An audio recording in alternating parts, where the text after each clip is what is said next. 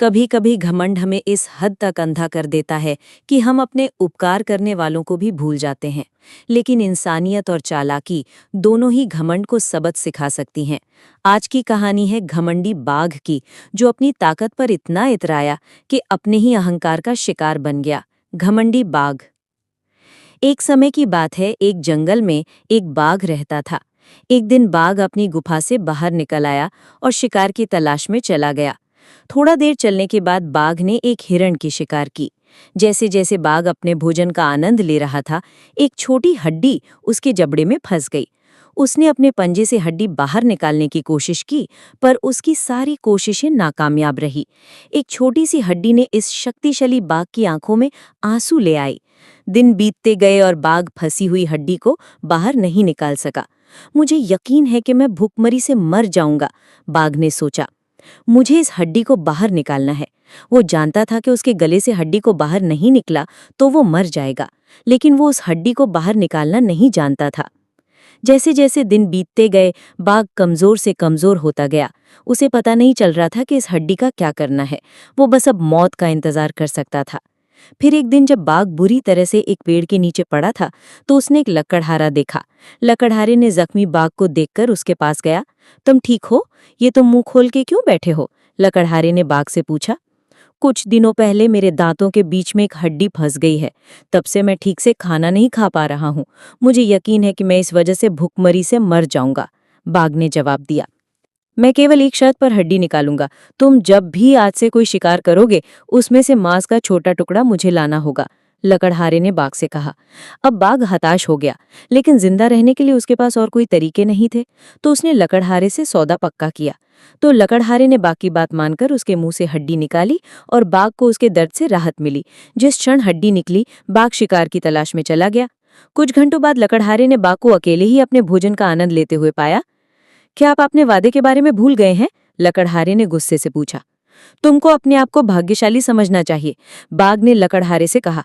मेरे मुंह में घुसने पर ही मैं तुम्हें आसानी से खा सकता था, लेकिन मैंने ऐसा नहीं किया। अब दूर जाओ यहाँ से, फट्टू। लकड़हारा इस पर बहुत गुस्सा हो गया। उसने उसी वक्त हाथ में था लकड़ी का टुकड़ा बाघ की एक आंख में मारा। मेरी आंख, मेरी आंख, तुमने मेरी आंख में छेद कर दिया। मैं तुम्हें माफ नहीं करूंगा, बाघ चिल्लाया।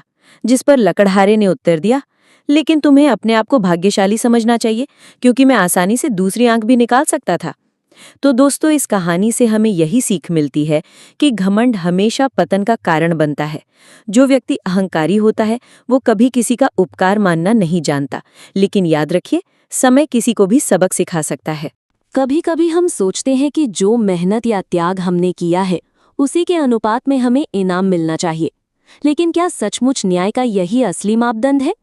आज की कहानी सोने की गिन्नियों का बंटवारा आपको बताएगी कि असली न्याय कैसे होता है और भगवान किस तरह हमारे कर्मों का मूल्य आंकते हैं। सोने की गिन्नियों का बंटवारा। एक दिन की बात है। दो मित्र सोहन और मोहन अपने गांव के मंदिर की सीढ़ियों पर बैठकर बातें कर रहे थे। इतने में एक तीसरा व्यक्ति जतिन उनके पास आया और उनकी बातों में शामिल हो गया। तीनों दिन भर दुनिया जहां की बातें करते रहे। कब दिन ढला, कब शाम हुई, बातों बातों में उन्हें पता ही नहीं चला। शाम को तीनों को भूख लगाई। सोहन और मोहन के पास क्रमशः 3 और 5 रोटियां थीं, लेकिन जतिन के पास खाने के लिए कुछ भी नहीं था। सोहन और मोहन ने तय किया कि वे अपने पास की रोटियों को आपस में बांटकर खा लेंगे। जतिन उनकी बात सुनकर प्रसन्न हो गया, लेकिन समस्या ये खड़ी हो गई है कि कुल 8 रोटियों को तीनों में बराबर बराबर कैसे बांटा जाए। सोहन इस समस्या का समाधान निकालते हुए बोला कि हमारे पर कुल 8 रोटियां हैं। हम इन सभी रोटियों के 3-3 टुकड़े करते हैं। इस तरह हमारे पास कुल 24 टुकड़े हो जाएंगे। उनमें से 8 टुकड़े हम तीनों खा लेंगे। सोहन और जतिन को ये बात जच गई और तीनों ने वैसा ही किया। रोटियां खाने के बाद वे तीनों उसी मंदिर की सीढ़ियों पर सो गए, क्योंकि रात काफी हो चुकी थी। रात में तीनों गहरी नींद में सोए और सीधे अगली सुबह ही उठे। सुबह जतिन ने सोहन और मोहन से विदा ली और बोला, मित्रों, कल तुम दोनों ने अपनी रोटियों में से तोड़कर मुझे जो टुकड़े दिए, उसकी वजह से मेरी भूख मट पाई। इसके लिए मैं तुम दोनों का बहुत आभारी हूं। ये आभार तो मैं कभी चुका नहीं पाऊंगा, लेकिन फिर भी उपहार स्वरूप मैं तुम दोनों को सोने की ये 8 गिन्नियां देना चाहता हूं। ये कहकर उसने सोने की 8 गिन्नियां उन्हें दे दी और विदा लेकर चला गया। सोने की गिन्नियां पाकर सोहन और मोहन बहुत खुश हुए। उन्हें हाथ में लेकर सोहन मोहन से बोला, आओ मित्र, ये 8 गिन्नियां आधी आधी बांट लें। तुम 4 गिन्नी लो और मैं 4 गिन्नी लेता हूं। लेकिन मोहन ने ऐसा करने से इनकार कर दिया। वो बोला, ऐसे कैसे? तुम्हारी 3 रोटियां थी और मेरी 5। मेरी रोटियां ज्यादा थी, इसलिए मुझे ज्यादा गिन्नियां मिलनी चाहिए।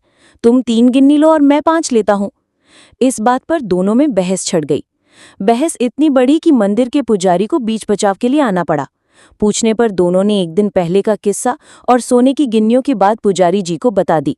साथ ही उनसे निवेदन किया कि वे ही कोई निर्णय करें। वे जो भी निर्णय करेंगे उन्हें स्वीकार होगा।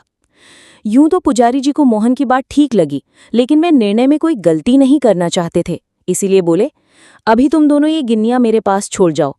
आज मैं अच्छी तरह सोच विचार कर लेता हूं। कल सुबह तुम लोग आना, मैं तुम्हें अपना अंतिम निर्णय बता दूंगा। सोहन और मोहन सोने की गिन्नियां पुजारी जी के पास छोड़कर चले गए। देर रात तक पुजारी जी गिन्नियों के बंटवारे के बारे में सोचते रहे, लेकिन किसी उचित निष्कर्ष पर नहीं पहुंच सके। सोचते सोचते उन्हें नींद आ गई और वे सो गए। नींद में उन्हें एक सपना आया। उस सपने में उन्हें भगवान दिखाई पड़े। सपने में उन्होंने भगवान से गिन्नियों के बंटवारे के बारे में पूछा तो भगवान बोले, सोहन को 1 गिन्नी मिलनी चाहिए और मोहन को 7। ये सुनकर पुजारी जी हैरान रह गए और पूछ बैठे, ऐसा क्यों प्रभु? तब भगवान जी बोले, देखो, राम के पास 3 रोटियां थीं, जिसके उसने 9 टुकड़े किए। उन 9 टुकड़ों में से 8 टुकड़े उसने खुद खाए और 1 टुकड़ा जतिन को दिया। वहीं मोहन ने अपनी 5 रोटियों के 15 टुकड़े किए और उनमें से 7 टुकड़े जतिन को देकर खुद 8 टुकड़े खाए।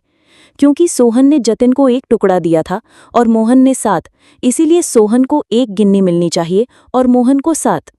पुजारी जी भगवान के इस निर्णय पर बहुत प्रसन्न हुए और उन्हें कोटि कोटि धन्यवाद देते हुए बोले, प्रभु, मैं ऐसे न्याय की बात कभी सोच ही नहीं सकता था। अगले दिन जब सोहन और मोहन मंदिर आकर पुजारी जी से मिले तो पुजारी जी ने उन्हें अपने सपने के बारे में बताते हुए अंतिम निर्णय सुना दिया और सोने की गिन्नियां बांट दी। सीख: जीवन में हम जब भी कोई त्याग करते हैं या काम करते हैं तो अपेक्षा करते हैं कि भगवान इसके बदले में हमें बहुत बड़ा फल देंगे। लेकिन जब ऐसा नहीं हो पाता तो हम भगवान से शिकायत करने लग जाते हैं। हमें लगता है कि इतना कुछ त्याग करने के बाद भी हमें जो प्राप्त हुआ वो बहुत कम है, भगवान ने हमारे साथ अन्याय किया है। लेकिन वास्तव में भगवान का न्याय हमारी सोच से परे है। वो महज हमारे त्याग को नहीं बल्कि समग्र जीवन का आकलन कर निर्णय लेता है। इसीलिए जो भी हमें मिला है उसमें संतुष्ट रहना ही सच्ची बुद्धिमानी है, क्योंकि जो मिलता है वो हमारे लिए सबसे सही होता है। दोस्तों, इस कहानी से हमने सीखा कि भगवान का न्याय हमारी गणना से कहीं गहरा और सटीक होता है। वो हमारे त्याग की मात्रा ही नहीं बल्कि परिस्थिति, इरादे और योगदान सबका हिसाब रखते हैं।